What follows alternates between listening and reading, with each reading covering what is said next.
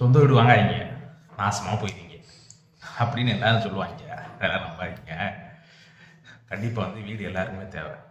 ஆமாம், எல்லாரும் என்ன ஃபினான்ஷியல் அனலிஸ்ட்லாம் என்ன சொல்கிறாங்க, வீடு வாங்காதீங்க, வீடு காசு அதிகமாக இருக்கும். ஃபஸ்ட்டு வீடு எப்படினாலும் வாங்க பாருங்கள்.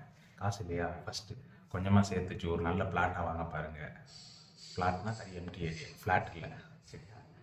வந்து தனியாக இருக்க லேண்டு வந்து எப்போயுமே வந்து ஃப்ளாட்டை விட அப்பார்ட்மெண்ட்டை விட வந்து ரேட்டு நல்ல ரேட்டு. இன்னொன்று வந்து நல்ல இன்வெஸ்ட்மெண்ட்டும் கூட. அதனால் அப்படி வாங்கிட்டு ஃப்யூச்சர் வந்து வீடு கட்ட பாருங்கள். இல்லை வீடை தான் வாங்கணும்னா ஓரளவு ஒரு 50% அமௌண்ட் ரெடி பண்ணி வச்சுட்டு 50% வந்து லோன் மட்டும் போட்டு அந்த மாதிரி வாங்க பாருங்கள், சரியா? வீடு வாங்காதீங்க சொல்லுவாங்க, அதெல்லாம் செய்யாதீங்க. இப்படியே ரெடி பண்ணி வீடு வாங்க பாருங்கள். ஆனால் இஎம்ஐ வந்து கம்மியான இதில் அமௌண்ட் மட்டும் எடுத்து வாங்க பார்த்தீங்கன்னா உங்களுக்கு வந்து நல்ல ரிட்டர்ன்ஸ் கிடைக்கும். நிம்மதியாக இருக்கலாம்.